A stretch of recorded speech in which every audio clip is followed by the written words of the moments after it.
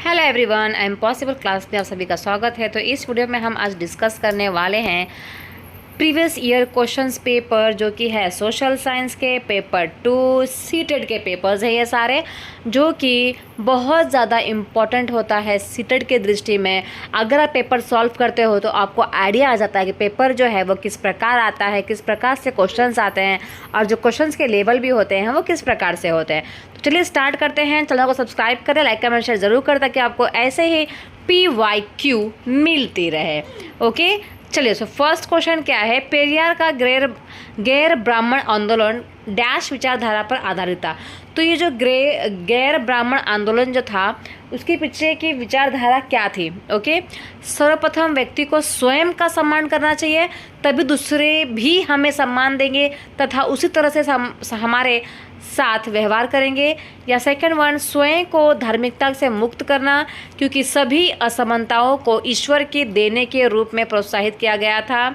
या फिर सामाजिक असमानताओं के विरोध के तौर पर ग्रंथों अभिलेखों में जो कहा गया है उसके विपरीत करना। एक नए धर्म के उदय को बढ़ावा देना जो समावेशी हो तथा व्यक्तियों के लिए सम्मानजनक हो। तो करेक्ट आंसर क्या होगा, जल्दी बताइए। तो देखिए, करेक्ट आंसर जो है ना वो क्या है, सेकंड वन। हमें क्या करना है, स्वयं को, जो गैर ब्राह्मणिक जो आंदोलन था वो क्या था, मतलब जो ब्राह्मण लोग नहीं थे तो वो अपने आप को क्या, उनकी विचारधारा कैसी थी कि हमें क्या करना है, स्वयं को धार्मिकता से मुक्त करना है, क्योंकि सभी असमानताओं को ईश्वर की देन के रूप में प्रोत्साहित किया गया था। So option number second is the correct. चलिए नेक्स्ट देखते हैं क्वेश्चन क्या है। 1906 में सोंग्रम संगमा की बगावत इसलिए हुई क्योंकि जनजातीय समूह, तो मतलब कि देखिए 1906 में क्या हुआ था, जो ट्राइबल्स लोग हैं ना उनके बीच में बगावत हो गई थी। ओके, तो जो बगावत थी वो इसका रीज़न क्या था कि सिक्किम में ज़मीन के मालिकाना अधिकारों पर जोर दिया गया, मणिपुर प्रांत में अपने परंपरागत अधिकारों को जारी रखना चाहता था, या असम में औपनिवेशिक वन कानूनों का विरोध किया, या त्रिपुरा में वन क्षेत्र में बसे रहने पर जोर दिया। तो 1906 में सोंग्रम संगमा की जो बगावत हुई थी जनजातियों के बीच, क्यों इसलिए हुई थी क्योंकि जो जनजातीय लोग थे ना वो क्या कर रहे थे, असम में औपनिवेशिक वन कानूनों का विरोध कर रहे थे वो लोग। Okay, so the correct answer is third one. चलिए नेक्स्ट देखते हैं। अगर आपको थोड़ा बहुत भी नॉलेज मिल रहा है इस वीडियो से, चैनल को सब्सक्राइब कर ले, लाइक कमेंट शेयर ज़रूर करें। औपनिवेशिक भारत में स्टील तथा लौह धातु कर्म में गिरावट पर चर्चा करने के लिए आप निम्न में से कौन सा कारण देंगे?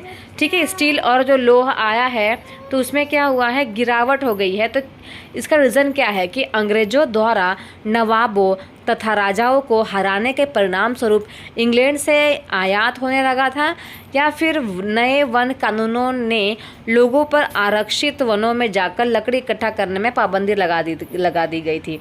तो देखिए 43 का करेक्ट जो आंसर है वो क्या आएगा। सो यहाँ सिर्फ दो ही ऑप्शन है, तो आपको केवल ए, केवल बी, ए और बी, और ए और ना ही ए ना ही B. So the correct answer is A और बी, दोनों ही सही है।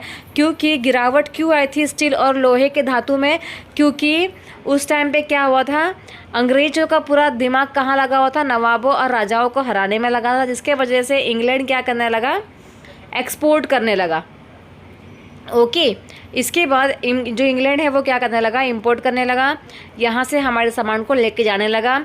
इसके बाद बहुत सारे नए जो वन कानून बनाए थे ना, तो लोगों को वो कानून भी अच्छे नहीं लग रहे थे, तो जिसके वजह से जो वन है उनको आरक्षित कर दिया गया था, तो लोगों को वहाँ पे लकड़ी इकट्ठा करने के लिए पाबंदी लगा दी गई थी। तो दोनों जो ऑप्शंस है वो सही है। ओके, देखिए 44वां क्वेश्चन जो है, संविधान की समवर्ती सूची उपलब्ध कराई गई। तो संविधान की जो समवर्ती सूची है वो क्यों उपलब्ध कराई गई थी? केंद्र की शक्ति को संकेंद्रित करने के लिए, या राज्य को अधिक स्वायत्तता एवं स्वतंत्रता देने के लिए, केंद्र तथा राज्य के बीच संयुक्त जिम्मेदारी सुनिश्चित करने के लिए, या समुदायों द्वारा निर्वाह किए जाने वाली जिम्मेदारियों की अलग श्रेणी बनाने के लिए। तो देखिए, ना ही केंद्र की शक्ति के लिए किया था, ना ही राज्य को अधिक स्वतंत्रता देने के लिए किया था। जब क्यों किया था? संविधान की समवर्ती सूची जो है केंद्र तथा राज्यों के बीच संयुक्त जिम्मेदारी सुनिश्चित करने के लिए किया गया था। So option number 3 is totally correct. चलिए अब देखते हैं 45th वन। नीचे दिए गए महाद्वीप को स्तंभ से 2 के साथ मिलान करना है, ठीक है। अफ्रीका, अंटार्कटिका, ऑस्ट्रेलिया और दक्षिण अमेरिका। तो अफ्रीका क्या है, अंटार्कटिका क्या है? देखिए अंटार्कटिका की जो बात की जाए तो अंटार्कटिका विश्व स्थायी मानव निवास नहीं है अंटार्कटिका में, क्योंकि उसमें बहुत ठंड रहती है, ठीक है। ऑस्ट्रेलिया को महाद्वीप भी कहा जाता है। तो ये तो हो गया 2nd and 3rd, ठीक है। तो यहाँ पे हम लोग देख सकते हैं कि अगर हमको आंसर नहीं आता है तो हम देख सकते हैं कि कौन सा आंसर सही होगा। तो जैसे कि मैंने फर्स्ट का क्या लगाया था, सेकंड का लगाया था मैंने 3rd, तो इधर सेकंड का है 3rd, राइट। इधर सेकंड का है 3rd एंड सी का मैंने लगाया था, ऑस्ट्रेलिया का लगाया था 4th, तो सी का मैंने लगाया था 4th। तो इधर देखो बी का 3rd, सी का 4th, मतलब फर्स्ट का फर्स्ट ही आएगा। अफ्रीका के पास क्या है, विश्व की सबसे लंबी नदी है जिसका नाम है नील, राइट, जिसको इंग्लिश में नाइल कहा जाता है।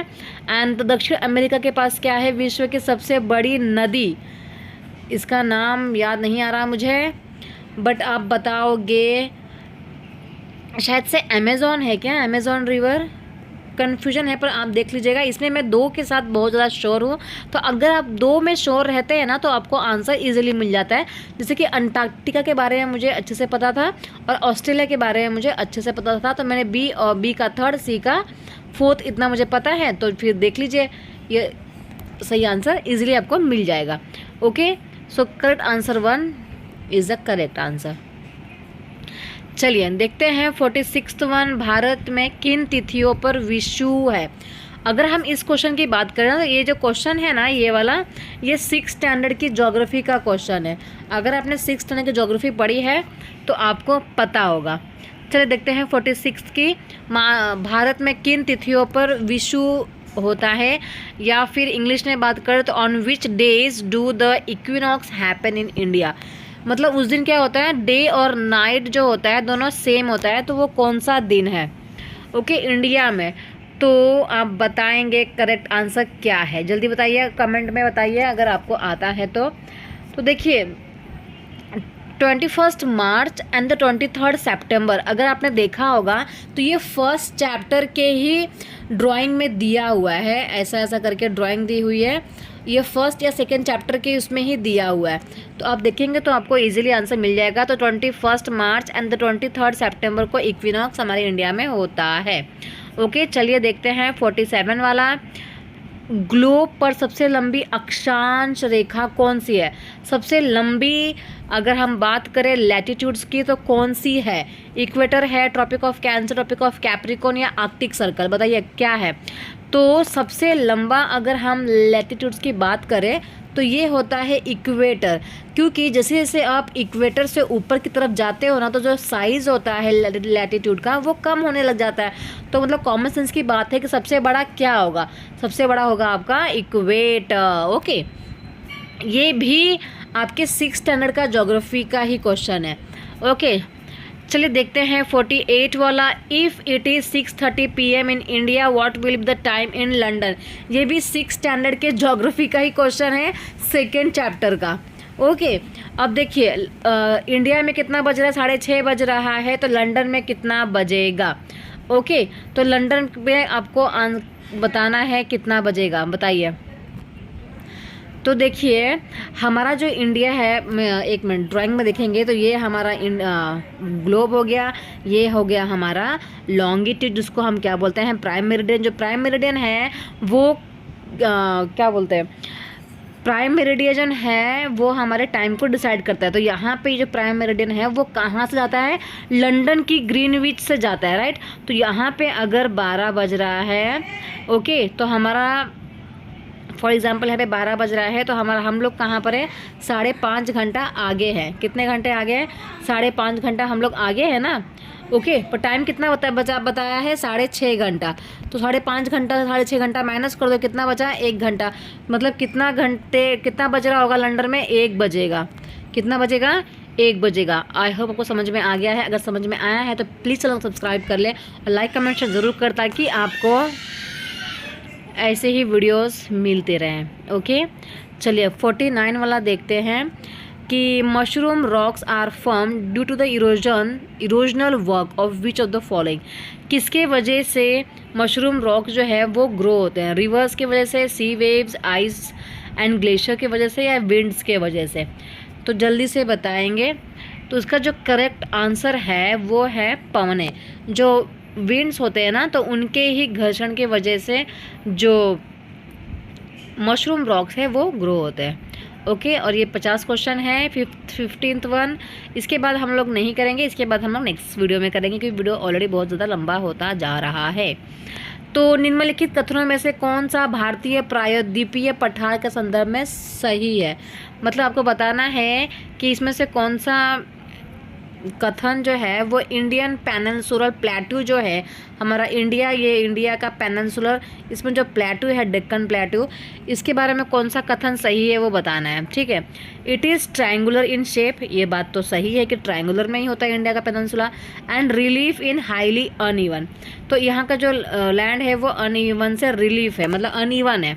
ओके, ऊंचा नीचा है धरातल। ठीक है, इस क्षेत्र में बहुत सी पहाड़ी श्रृंखलाएं हैं, ये सही है, जैसे कि विंध्य एवं सतपुड़ा श्रृंखलाएं, ये सही है। ओके, अरावली की पहाड़ियाँ विश्व की प्राचीनतम श्रृंखलाओं में से एक है, ये उत्तर पूर्वी सीमा पर स्थित है, ये बात तो सही है। ओके, ये बात भी सही है। पश्चिम की तरफ बहने वाली नदियाँ नर्मदा तथा तापी इस क्षेत्र से होकर बहती है। तो देखिए इसका सही आंसर क्या होगा, 50 का सही आंसर क्या होगा। अगर हम नीचे देखें तो A, B and D. Okay, A, B and D is the correct answer, क्योंकि हम लोग को किसके बारे में बात करना था, प्लेट्यू के बारे में। डेक्कन प्लेट्यू, डेक्कन प्लेट्यू इस तरफ है, अरावली जो है वो हमारा इस तरफ है। ओके, नॉर्थ तरफ है, तो हमको डेक्कन प्लेट्यू की बात करना था, और ये तो रेंज है, तो हम इसके बारे में बात थोड़ी करेंगे, राइट। तो A, B and D is the correct answer, मतलब option number 3 is the correct answer. तो आज के लिए इतना ही, मिलते हैं नेक्स्ट वीडियो में। वीडियो पसंद आई चैनल को सब्सक्राइब कर ले और लाइक कमेंट शेयर ज़रूर करें। Thank you so much everyone.